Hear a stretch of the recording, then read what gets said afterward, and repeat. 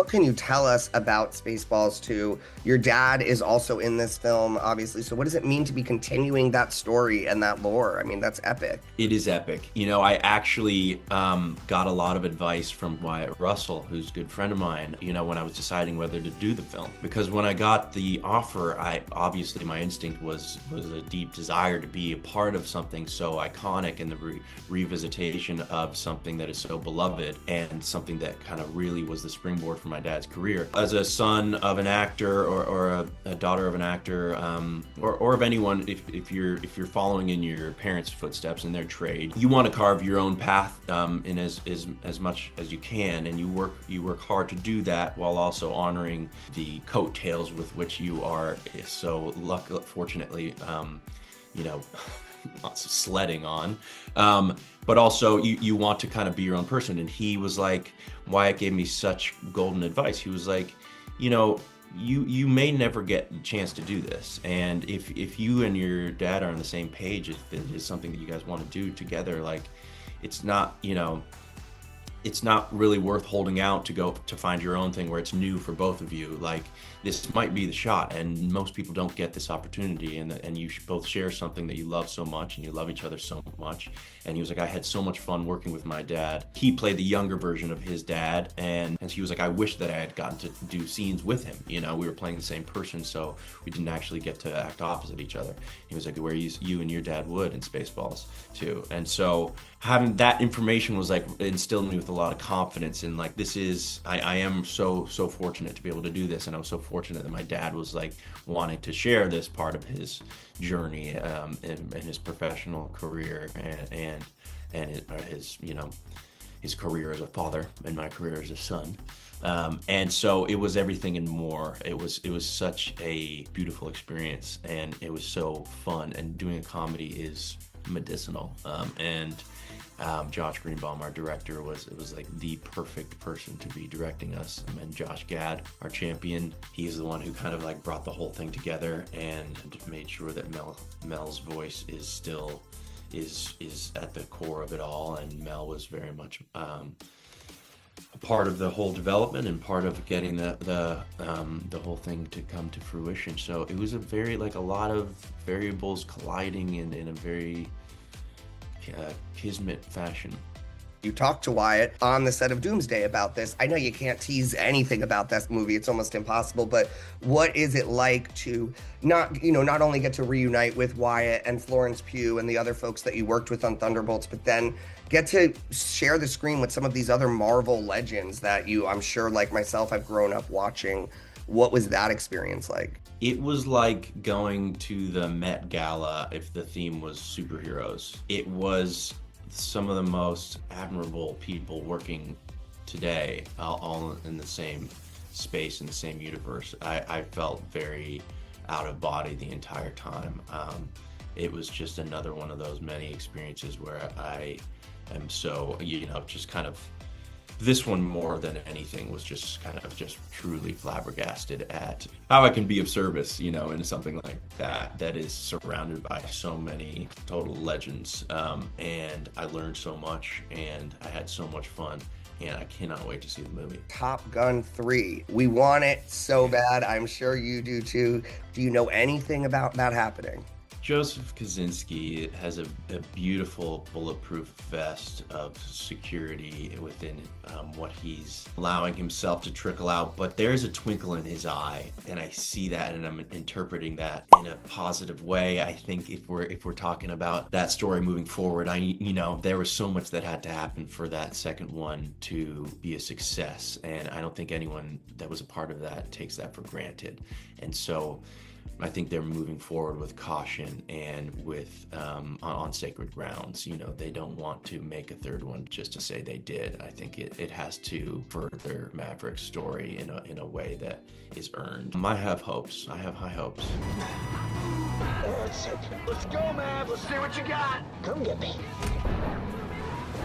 Congratulations on this Super Bowl advertisement. This really is a pinch me moment, no matter who you are. Where were you when you found out that you landed this? Thank you. I was freaking out. I was in Australia shooting Spaceballs 2, and I got the offer. And it was just like a 1, 2, 3 punch of being like, first of all, it's Joseph Kosinski was a part of it, who directed me in Top Gun Maverick. I love him so much. He's an extraordinary director. And then I found out that Kurt Russell was in it, and I would be acting opposite him. And I was like, I should be begging to be a part of this. Why are they asking me? I should be asking them. This is a miracle.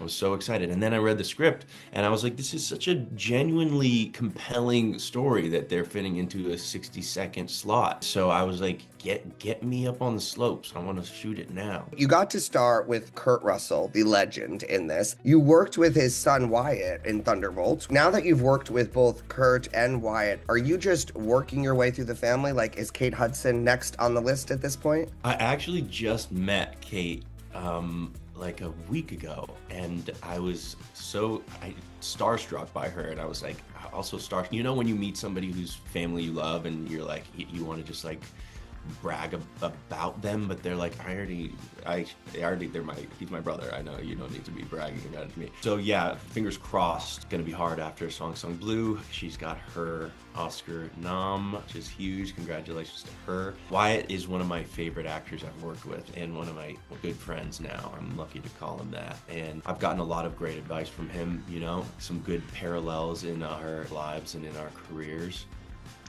And he's one of the, I think, you know, in Thunderbolts, he was like truly like a secret weapon in that thing, because he is a comedic genius, and it was really able to fly in that. And then working with Kurt in this commercial, I was like, there's so many similarities, and you can see where they kind of share the same, you know, the same inclinations and the same kind of like timeless, classic sense of like confidence, and sort of like this ancient wisdom, sort of like, I don't know, it's almost like speaking koans, and so Kurt is the perfect person to be playing the mentor in this commercial, because you just trust his vision and you trust his advice wholeheartedly. And I did. It was such a kind of meta experience shooting it, because he kind of like leads the production by example, you know, and he's such a consummate professional, while also like comes in with so many ideas and really had that character very fleshed out. I know he was having conversations with Joe, I think like months before we started shooting, about how he wanted this character, and there's so much of himself in that. I think that's his real hat, that's his real jacket. Was that his jacket from The Thing? I don't want to start a rumor, but I feel like it was. And then, you know, he's actually riding that horse. He's actually skiing. He's a jack of all trades. He is a unicorn. He's an enigma. I imagine the first moment of meeting Kurt Russell and knowing you'd be working with him, it's a core memory for any actor. So do you remember that first impression? I do, yeah. It was in the lobby of the ski lodge that we were shooting in, and we pretty much just immediately connected over our mutual love for Wyatt and admiration for him. And it was so sweet to hear him talk about his son with such pride, and then me, you know, as so much pride as a friend of his. That was kind of the launching point for us. And then it was work. It was about Greg and the mentor, and how are we going to find this dynamic? And it was pretty seamless. When you were growing up, for me, watching the ads was an exciting thing to see which celebrities were in which. But would you ever have imagined that you'd be in one? This is such a milestone. No, it felt like sort of an unreachable shelf to be trying to grab some cookies off of. I never thought I would be in one. You know, we didn't grow up watching TV, so I didn't have the Super Bowl experience until I was, you know, going over to friends' houses. And now I'm kind of cursed with this thing where I can't be in a restaurant if there's a TV over somebody's shoulder, because I'll just be looking at that the whole time, and I will be watching the commercials probably more closely than I am whatever is actually on TV.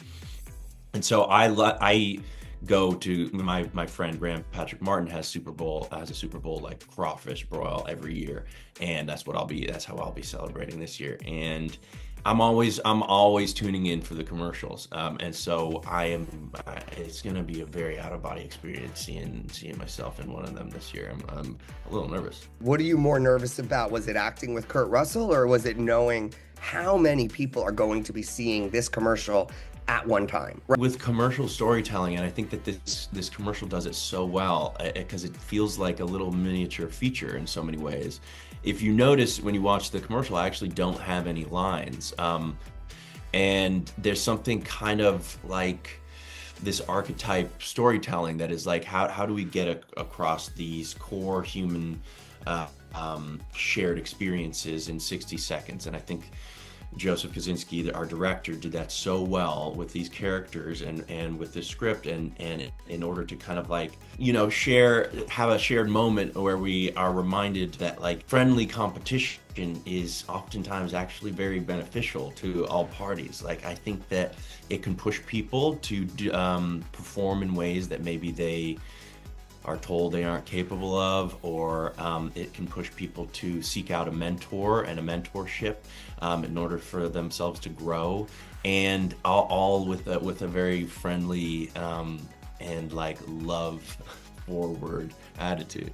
Commercial directed by Joseph Kosinski, obviously worked with him in Top Gun Maverick. Did you even feel like you were on a commercial set? Because I feel as if it would feel cinematic in every way possible. Definitely, it felt like we were shooting a really high octane short film or something, because but also Joe is such a consummate professional that he isn't like putting, you know, despite his like high expectations for his final product, he doesn't bring a very like pressurized energy onto the set. So it's very relaxed, and it's very like, you know, best idea wins and collaborative, while also like he knows what he wants, so he moves quick, whether it's a commercial or a feature, which is really instills a lot of confidence in the actors and I think everyone involved.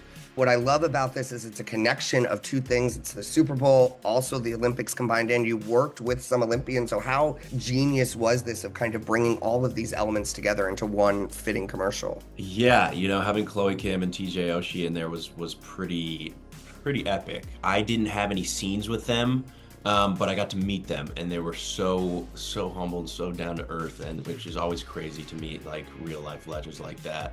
I mean, I felt like Greg throughout the entire process. I was working with them and with Kurt and with Joe, and so I was just so honored to be able to be in there and get to like kind of, you know, see how they work and be able to represent them, you know, in this story. So I think that is so important. It really heightens the message in a lot of ways.